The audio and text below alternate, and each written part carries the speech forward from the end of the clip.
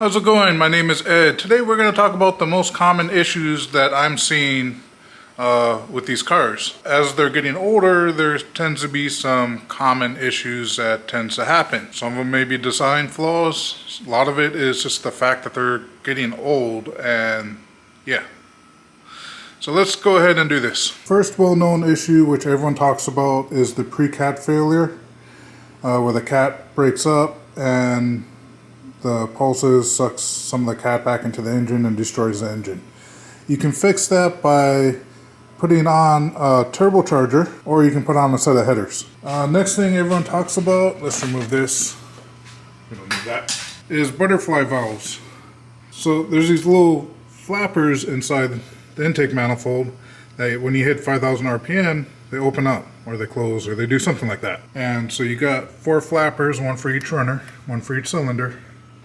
And the screws that hold them in can potentially back out, and the screws get sucked into the engine, which destroys your engine.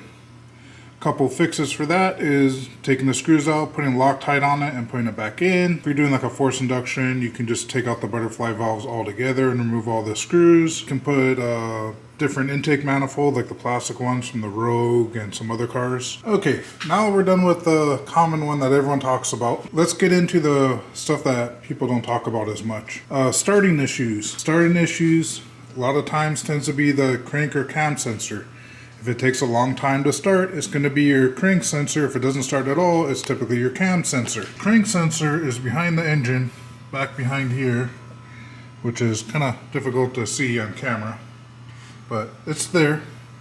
And then your cam sensor is going to be over here. I think you can see it right there. Can you see it? Right there. So those are known to go out. They do have 2 different styles of cam and crank sensors. The old ones had the plastic on it, the new ones have the metal. The metal ones are a lot more reliable. There's a better picture of it. So if you go ahead and replace it with the new style that is going to be the metal ones. And go with OEM. Not as common, but the MAF sensors do go out. Before replacing it, you can take some MAF cleaner and clean it up and put it back in and see what happens. Another common issue I see is coil packs going out. So you end up with misfires, multiple misfires. So just changing out and putting new coil packs will fix that. Sometimes it's these pigtails. The wires on here, they get exposed and they start touching each other and they short out. That's something to watch for or look for. If there's any exposed wires, just replace this plug. Pigtails, you can get them at local auto parts store. You can get them online for cheaper too. Alternator. Ignore this wire I got because I'm hanging something off the alternator. But the alternators tend to go out pretty quickly on these cars. The reason being is it is so close to the headers or the exhaust manifold that it receives a lot of heat and it shortens the lifespan of the alternator. If you don't mind changing it out often, just go to O'Reilly's and get one with a lifetime warranty. Another thing that kills these engines is when they get rebuilt, they're not put back together properly. They're not following the steps on the FSM 100% of the time, and something gets missed, something doesn't get torqued exactly the way it needs to do, and next thing you know, you're either throwing a rod or cams will have issues or whatnot. These engines more so tend to be real particular where you can't fuck up on it, and if you do fuck up on it, it will be known sooner than later, most times. A lot of people have reported these burning oil, so always make sure your oil level is good. The rings do go bad, the car is older. That's pretty much to be expected with a lot of cars. It's going to burn a little bit of oil. Just make sure your oil is always full, because that's going to cause you a lot more issues than burning a little bit of oil inside your combustion chamber. Head gaskets do go out on these cars just like any other car. So I consider that more of a maintenance item than an actual flaw with the system.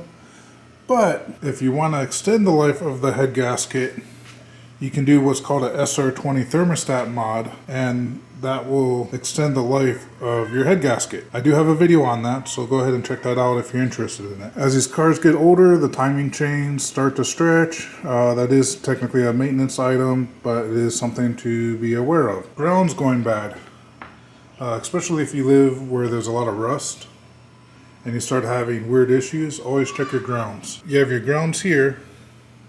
Those grounds there is going to be for all the sensors going to your ECM. So if you have sensor issues, those are the grounds to check. You also want to make sure your ground over here from your battery to the body is good. There's a ground going underneath here, going from the transmission to the body. There's a little ground by the starter down there.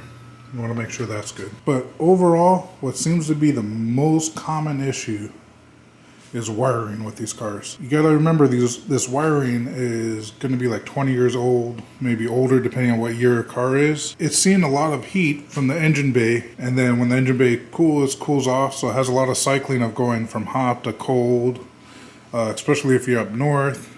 Then you're going from hot to really cold all the time, and that breaks down the wiring. And before you know it, you got an open circuit or a short somewhere inside one of your wire looms, which takes a little bit to trace out. You can see this car looks like it had an issue before where they had to open up that wire loom. I don't know what they did. Because it's so old, I'm not even going to touch it and try and figure it out. Because by touching it, I'm probably going to create more problems. And that's another issue, is when people take these engines out and they disconnect the wire harness, and then they put the new engine in and they reconnect the wire harness, all of a sudden these weird issues start showing up. Well, a lot of that has to do with the fact that the wiring is so old, and you start flexing these wires in ways that it wasn't flexing before. Wires are going to start breaking. If I had the time, I would love to get some harnesses and actually just make a plug and play new harness for this. So all these connectors like over there, and for all those, you can buy those and then just run your own wires and repin everything. It's going to be a little time consuming, but it's not impossible to make your own wire harness for this car with using OEM style connectors. I'm not aware of a single connector in this car that you can't go online and currently buy. They're a little bit harder to locate unless you know the actual model number or term of the connector. Anyway, that's all I got for today. If you're looking to buy one of these cars, these issues don't happen to every car all the time, but it is something to be aware of. If you already own one of these cars, those are some things to look out for, especially when things start going wrong, or some things you may want to think about doing preventative maintenance on. Anyway, if you got any questions, let me know. Aloha, peace out, catch you on the next one.